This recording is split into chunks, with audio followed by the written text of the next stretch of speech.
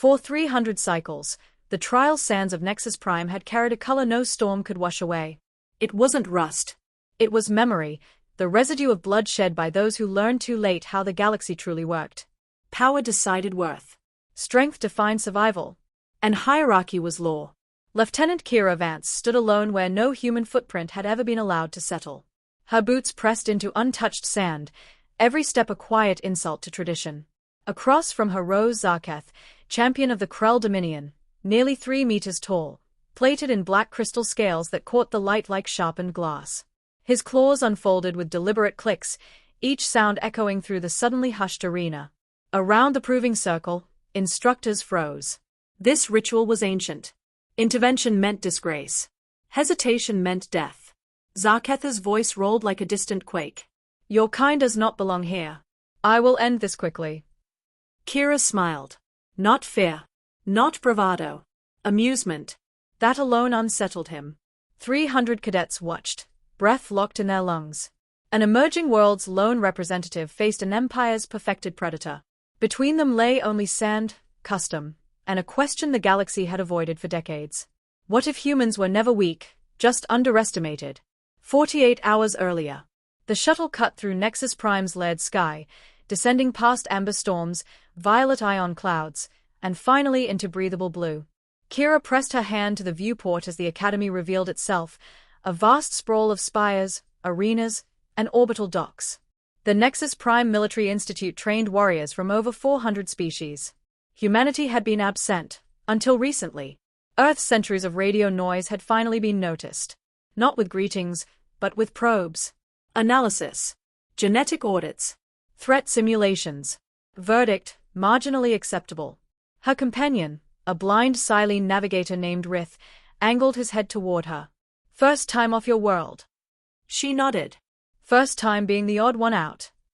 His mandibles clicked, laughter, she'd learned. This place assumes you have armor, toxins, psionics, or at least the courtesy to breathe poison. Humans compensate with endurance and stubborn creativity.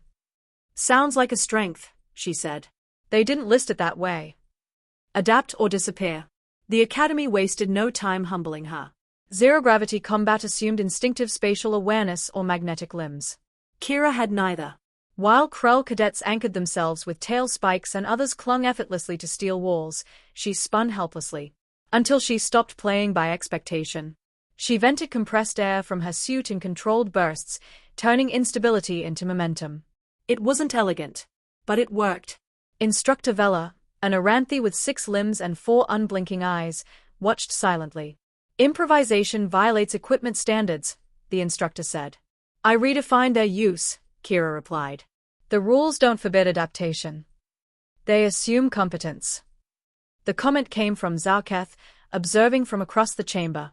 Your species survives by exploiting loopholes. Kira met his gaze. We call that innovation. The murmurs that followed weren't friendly. That night, someone sabotaged her locker. That was their second mistake. The truth in the gaps. Kira noticed things others didn't. Like the 73-second blind spots during AI shift changes. Enough time, if you knew where to look. Inside the archive vault, holographic files drifted like spectral organisms. She searched for Earth's admission records. What she found instead made her blood run cold. Species 4891, human. Surveillance duration, 73 standard years. Conclusion, genetic anomaly. Recommendation, controlled integration for observation. Further down. Purity ascendant, contingency protocol. Failure at the proving. Public justification. Quarantine. Neutralization. 7 civilizations listed beneath. Neutralization wasn't mercy. It was erasure. As she erased her access logs, a presence emerged from the shadows. Instructor Vela. I designed the blind spots, the Aranthi said quietly. Truth demands witnesses. Her clutch sister's world had vanished after graduation. Official cause, instability. Real cause, potential. The proving is their stage, Vela warned. Unless you break the pattern without exposing it. Kira's smile was thin. Then we improvise. The outcasts. They met beneath the Academy, the misfits, the inconvenient survivors. Rith. Jex, a joy engineer whose people had once been enslaved. Torvan, A Krell deemed defective for questioning doctrine. And another human, Myra, scarred and sharp-eyed. Jex confirmed it. The system flags us. Always has. The pattern was clear. Promise invited fear. Fear justified extermination. This ends at the proving, Kira said. Or it ends with us. The arena. 50 cadets entered the circle. Ancient rules applied. Survive. Zarketh moved first, invoking Torkith, ritual combat. One-on-one. No mercy. Kira stepped forward. Acceptance rippled through the stands like a held breath. You believe strength grants purpose, she said calmly as they circled. But history says you simply arrived with better weapons. His attack came fast. She wasn't faster. She was smarter. She flowed with momentum, redirecting force, striking joints, whispering truths between blows. Not to wound, to destabilize. Your records were edited, she said softly. Your ancestors debated coexistence. His strikes faltered. Finish it, she challenged, standing still. Prove you're nothing but claws. Silence swallowed the arena. Zarketha's crest dimmed. I yield. The betrayal. The floor split open. Turrets rose. Targeting systems ignored the dominant species, locking instead onto humans, Silene, Joy. Purity protocol initiated. Force fields sealed the instructors out. Plasma fire erupted. Formation. Kira shouted. The outcasts moved as one. Zarketh hesitated, then ran toward the turrets, sabotage device in claw. No biology gave them this. No evolution scripted it. Only trust.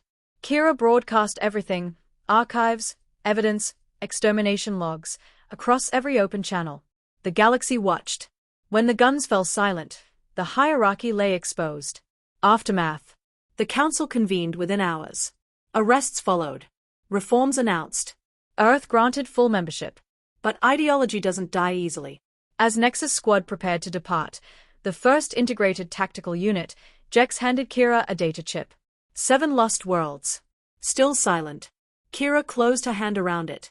Then that's our first mission. She looked toward the stars, toward the spaces where voices had been erased. Humanity hadn't just joined the galaxy. They were about to change it.